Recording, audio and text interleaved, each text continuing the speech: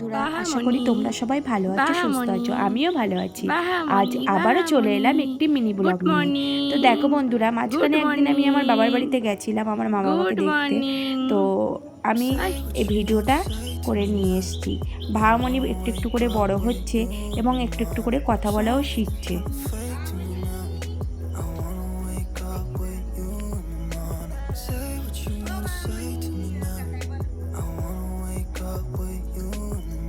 সকালে ঘুম থেকে উঠে ফ্রেশ হয়ে চলে গেলাম রান্নাঘরে। এদিকে আমার ভাত হয়ে গেছে, ভাত উপর দিয়ে দিয়েছি। এদিকে আমি মাছের ডিম দিয়ে আলু দিয়ে ভাজা বসিয়ে দিয়েছি।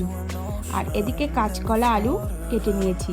আর যে পুকুর থেকে বাটা মাছ ধরা হয়েছিল সেই বাটা মাছ কয় পিস ছিল, সেই কয় পিস এবার ভাজা করে নেব।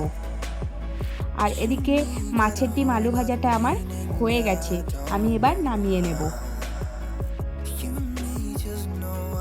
এদিকে আমার মাছগুলো ভাজা হয়ে গেছে, আমি নামিয়ে নিলাম।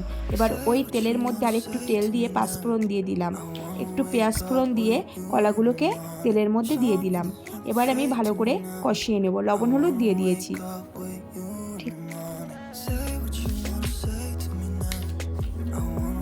তো ভাজা হয়ে গেছে। এবার আমি অল্প একটু সর্ষে বাটা, জিরে গুঁড়ো, মরিচ গুঁড়ো, ধনে গুঁড়ো, কাঁচা লঙ্কা চিড়ে দিয়ে অল্প একটু জল দিয়ে কষিয়ে নিয়ে এবার আমি পরিমাণ মতো জল দিয়ে দেব।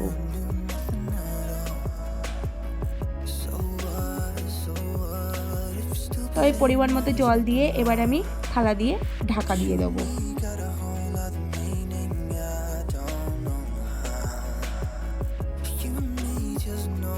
আর এদিকে ঝোলটা আমার প্রায় ফুটে গেছে, আমি মাছগুলোকে দিয়ে দিয়েছি। আর এদিকে আমি আলু কেটে নিয়েছি আর পেঁয়াজ, আদা, রসুন, কাঁচা লঙ্কা। তো কড়াই বসিয়ে দিয়ে আলুগুলোকে আমি ভাজতে বসিয়ে দিলাম। আজ রান্না হবে মাটন। তো আলুগুলো প্রায় লাল লাল করে ভাজা হয়ে গেছে, আমি নামিয়ে নিয়েছি। এবার আমি পেঁয়াজটাকে তেলের মধ্যে দিয়ে দিলাম। পেঁয়াজটা একটু ব্রাউন কালার হলে তারপরে এদিকে জিরে, রসুন, আদা আর শুকনো লঙ্কা আমি মিক্সার ব্লাইন্ডে পেস্ট করে নিলাম। এবার পেঁয়াজটা লাল লাল করে ভাজা হয়ে গেলে আমি এই আদা রসুন এইগুলো মশলাগুলো দিয়ে দিলাম তেলের মধ্যে। তো এটা ভালো করে কষানো হয়ে গেলে আমি এর মধ্যে এবার মাটনগুলোকে দিয়ে দেব।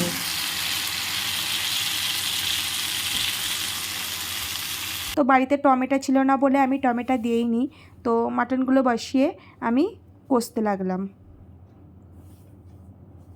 আর এদিকে একটা কড়াইতে আমি গরম জল বসিয়ে দিলাম মাংসে দেওয়ার জন্যে।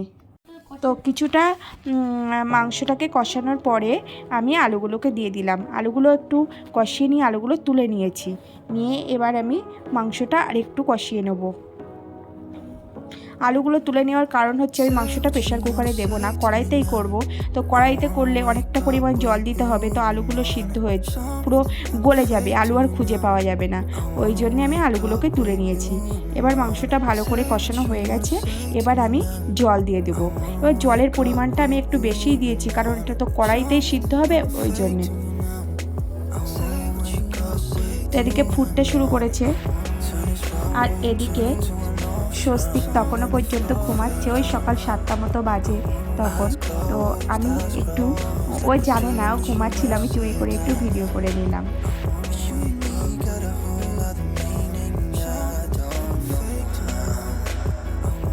এদিকে আমার ঝোলটা ফুটছে এখনও। এবার আমি আলুগুলোকে দিয়ে দিলাম। দিয়ে আমি এবার ঝোলটাকে ঢাকা দিয়ে আমি স্নান করতে চলে যাব, কারণ ওর এক্সাম চলছে, আমি একটু ওর স্কুলে যাব।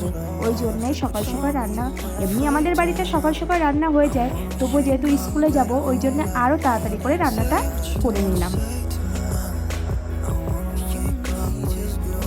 তো এবার আমি স্নান করতে চলে যাব।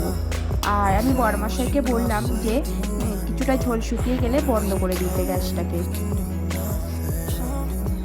স্নান করে চলে এসে দেখি যে ঝোল এই পর্যন্তই আছে।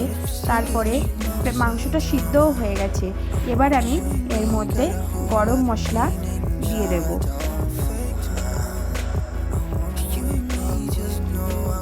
তো আমি গরম মশলা দিয়ে দিয়েছি।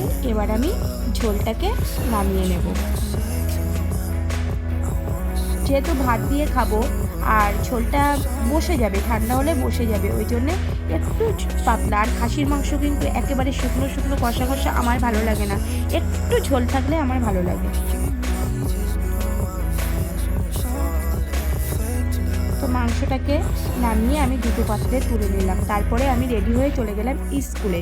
আর স্বস্তিক আগেই গাড়িতে চলে গেছিলো। তো এটা হচ্ছে স্বস্তিকদের স্কুল, এটা Basirhat Madhyampur Mary Immaculate English medium school. এই পর্যন্তই, ভালো থেকো, সুস্থ।